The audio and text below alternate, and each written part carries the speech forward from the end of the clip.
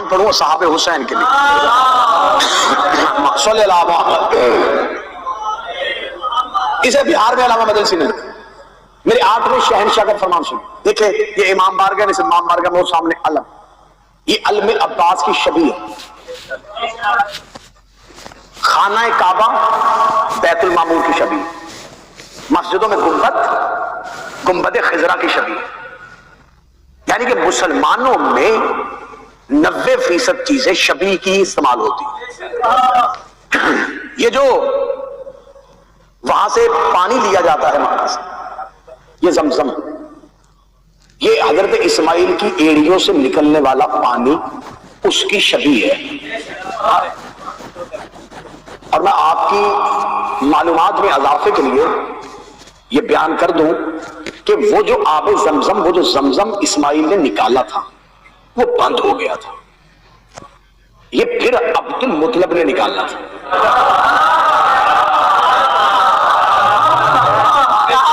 شاہ زمزم کو بند کر دیا گیا. حضرت عبد المطلب نے اپنے 10 بیٹوں کے ساتھ زمزم کے کنویں کو کھودا تھا اور اس میں سے تبرکات نکالے تھے اور پانی جاری کیا تھا. یہ جو آج مسلمان تبرک کے طور پہ لے کے آ رہے ہیں, یہ اسماعیل والا نہیں ہے. مولا حسین دے یہ علی اور رسول کے دادا کا نکالا ہے.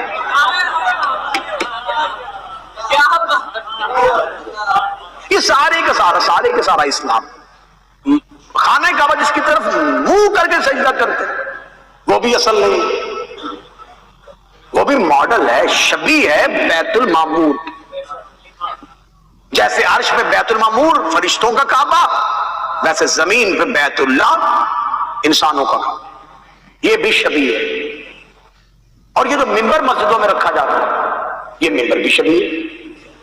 رسالت مآب کو ایک صحابی نے رسول مسجد میں کھجور کے ستون کے ساتھ کھڑے ہو کے خطبہ دیا کرتے تھے. ایک صحابی یمن سے آیا, کاروبار اس کا اچھا تھا, اس نے وہیں پہ مدینے میں بیٹھ کے ایک منبر بنوایا اور اس نے کہا مناسب نہیں لگتا کہ آپ کھڑے ہو کے تقریر, آپ بیٹھ کے خطبہ دیا کریں. یہ منبر اس نے رسول کے لیے, رسول اس میں بیٹھنا شروع ہو گئے اور اس کے بعد سب مسجدوں میں آ گیا. یہ جو مسجد کے اوپر گنبد اور مینار ہے یہ مسجد نبوی اور گنبد خضرا کی شبیہ ہے. تکلیف مجھے اس وقت ہوتی ہے جب شبیہ کی طرف سجدہ کر کے شبیہ کے نیچے شبیہ پر بیٹھ کے مولوی کہہ رہا ہوتا شبیہ دیکھنے سے نکاح ٹوٹ جاتا.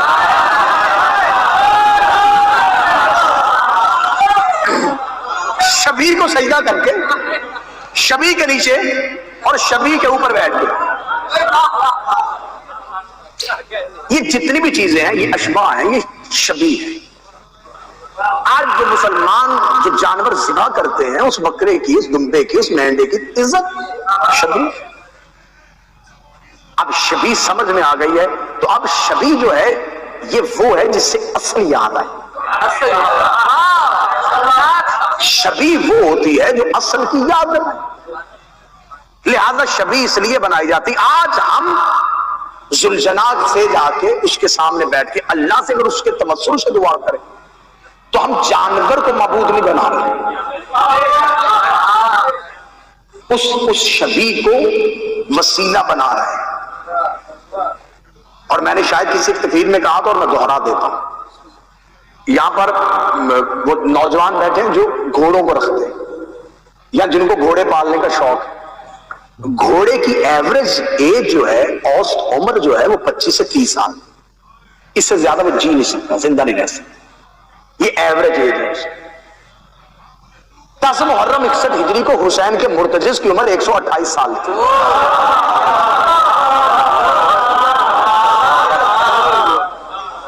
جن بندوں نے ہاتھ اٹھایا ان کا میں شکریہ ادا کرتا ہوں, اور جو تھوڑا سا پریشان ہوئے انہیں میں ایک تحفہ اور دیتا ہوں. آپ 128 ان کے پریشان ہو گئے, آج 1528 سال ہے.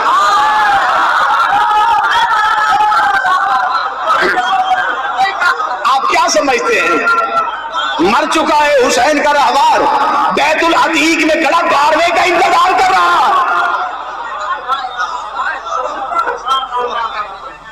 اور اہل سنت کے رائٹر راغب اصفہانی نے لکھا تھا, اس نے اہل بیت کے اور آل محمد کے ہاں جو جانور تھے ان کی فضیلتیں لکھی تھی.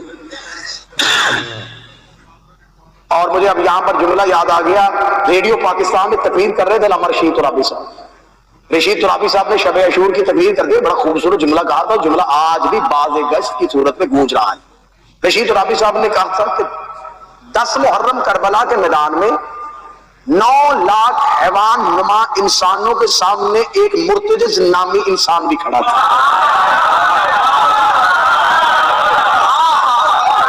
آئے آئے آئے آئے آئے آئے.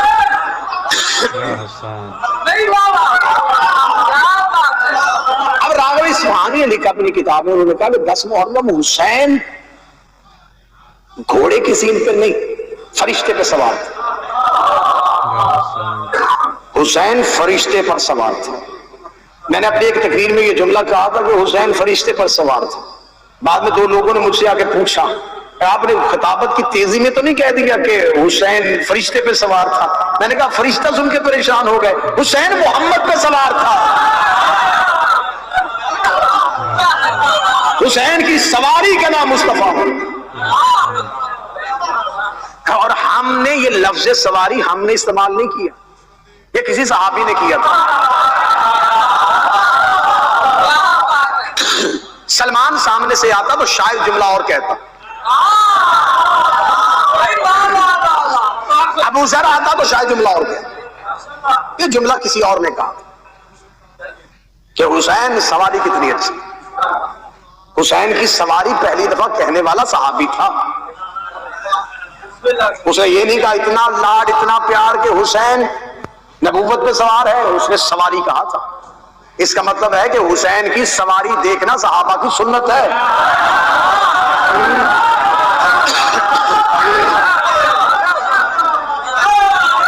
یہ پہلی دفعہ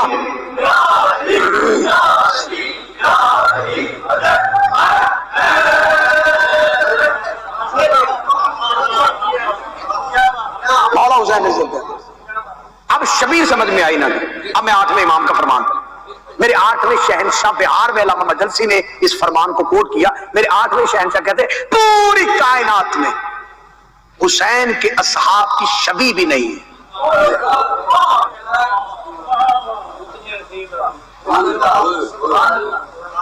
اللہ کے گھر کی شبیہ ہے. کہاں چلے گئے آپ؟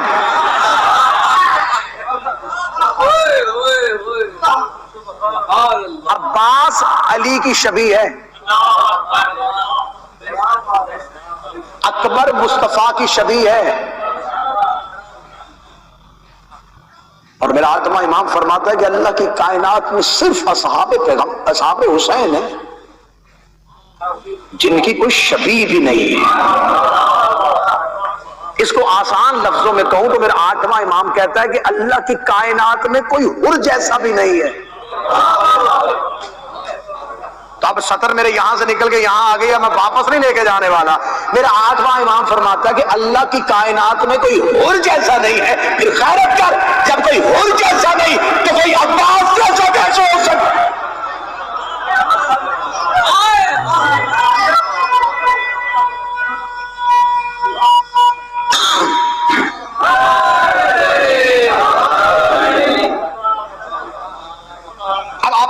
ایک سوال آئے گا، میں سوال کا بھی جلدی جلدی جواب دے دوں کہ اگر دیکھیں اگر کوئی بھی اصحاب حسین جیسا نہیں اور اصحاب حسین کی یہ مثال ہے تو پھر ہم زیارت میں یہ جملہ کیوں کرتے ہیں کہ الیتنی کنت معکم، کاش ہم کربلا میں ہوتے تو ہم بھی حسین کے ساتھ ہوتے.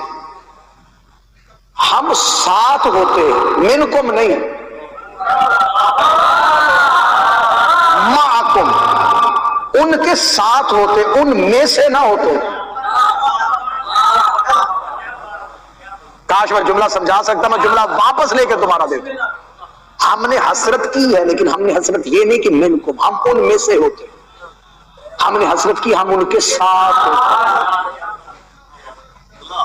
جیسے کہ خدا قرآن میں کہتا ہے یا ایھا الذین آمنوا اتقوا اللہ وکونوا مع الصادقین، اے ایمان والو سچوں کے ساتھ ہو، ان میں سے نہ ہو جاؤ.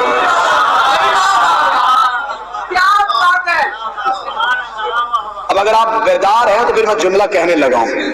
حر لشکر یزید کے ساتھ تھا، لشکر یزید میں نہیں تھا۔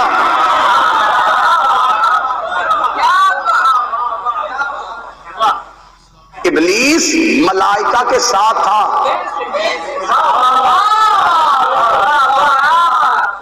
میں سے نہیں تھا۔ ہم ان میں سے نہیں ہو سکتے، ان کے ساتھ ہو سکتے۔ تو ان کے ساتھ کی دعا معصوم نے ہمیں کیوں تعلیم دی؟ معصوم نے ہمیں یہ کیوں کہا کہ تم حسرت کا اظہار کرو گے کاش ہم کربلا والوں کے ساتھ ہوتے، تاکہ ہمیں یہ نہیں کہ ہم اپنی منزلت بڑھائیں، ہم اپنی عزت بڑھائیں کہ ہم ان کے ساتھ ہوتے، نہیں، ہمیں اپنی حیثیت کا پتہ چلے، ہمیں اپنی اوقات کا پتہ چلے، ہمارے اندر کا تکبر ٹوٹے، ہمارے مزاج کا غرور بدلے۔ کہاں حسین کی اطاعت کرنے والے، کہاں حسین کا نوکر زہیر؟ یہ زہیر مدینہ سے حسین کے ساتھ نہیں چلا۔ مکہ میں امام حسین علیہ السلام نے جب حج کا ارادہ عمرے میں بدل دیا تو زہیر وہاں موجود تھا، اور زہیر اس ارادے سے حسین علیہ السلام کے قافلے سے دور نکل گیا کہ کہیں حسین مجھے بلانا نہیں۔ اپنے 4 ساتھیوں کے ساتھ مکہ چھوڑ دیا اور یہ سوچ کے نکلا کہ حسین مکہ آ گئے، کہیں مجھے نصرت کا پیغام نہ بھیج دیں۔ اور اس نے اپنے ساتھیوں سے کہا کہ اس رستے سے نہیں جانا جو شاہراہ عام ہے، جس سے سارے لوگ کوفے جاتے، کسی اندرونی رستے سے جاؤ تاکہ رستے میں ہمیں حسین کا قافلہ نہ ملے۔ اس نے اپنا رستہ بدلا، حسین علیہ السلام نے اپنے کاروان کا رستہ بدل دیا۔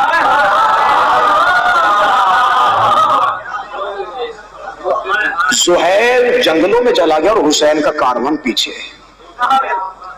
اب میں سطر پڑھنے لگا ہوں کہ پہلا دریا تھا جو پیاسے کو لینے جا رہا۔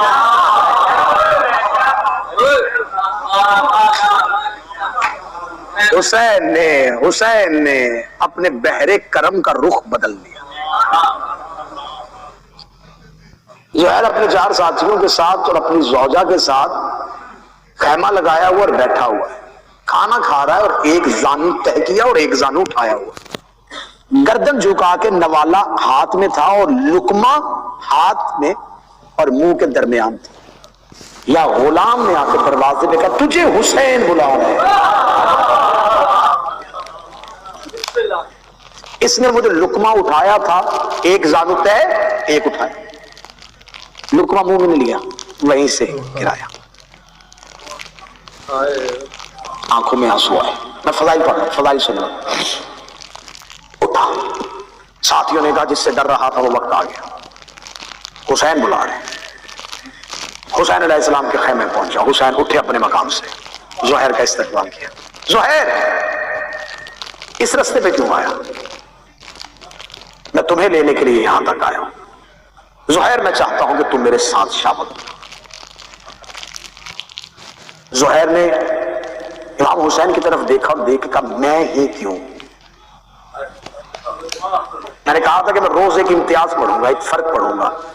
اصحاب حسین میں کوئی انفرادیت تھی، زہیر نے کہا میں ہی کیوں؟ ہزاروں کو مکے چھوڑ کے آیا، وہ روکتے رہے اور تو نہ روکا۔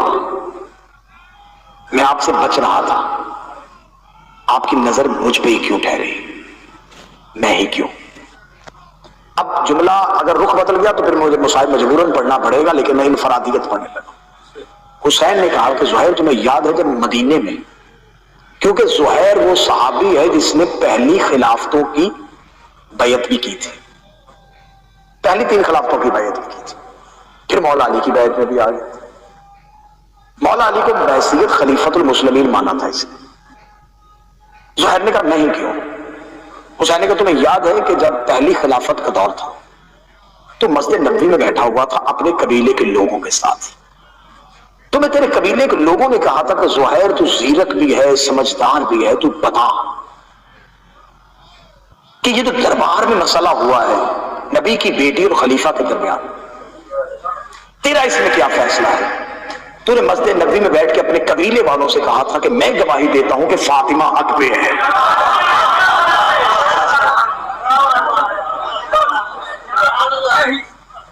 زہیر تو نے یہ گواہی دی تھی؟ زہیر کہتا ہاں میں نے یہ گواہی. حسین کہتے بس تو نے میری ماں کی عصمت کی گواہی دی، تو اس وقت سے میری فہرست میں شامل ہو گیا.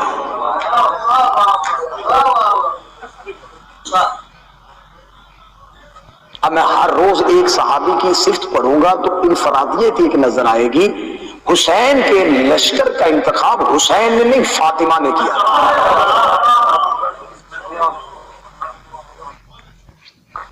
یہ حسین علیہ السلام تک فہرست پہنچی تھی کہ ان کو بلاؤ. یہ انتخاب فاطمہ تو زہرا تھا. حر کے پیشانی پہ زہرا کا رومال کیوں آیا؟ حر کی پیشانی پہ زہرا کا رومال کیوں؟ جب حر نے امام حسین کے گھوڑے کی لجام میں ہاتھ ڈالا تھا تو حسین نے عرب کے محاورے کے مطابق ایک محاورہ بولا تھا، تیری ماں تیرے ماتم پہ روئے. یہ عرب کا محاورہ تھا. جب کہا نا تیری ماں تیرے ماتم پہ روئے تو حر نے گھوڑے کی لجام چھوڑ کے مٹھیوں کو بھینچ کے کہا حسین تو نے تو میری ماں کا مجھے تانا دے دیا، لیکن میں تیری ماں پہ سوائے درود کے کچھ نہیں پڑھ سکتا.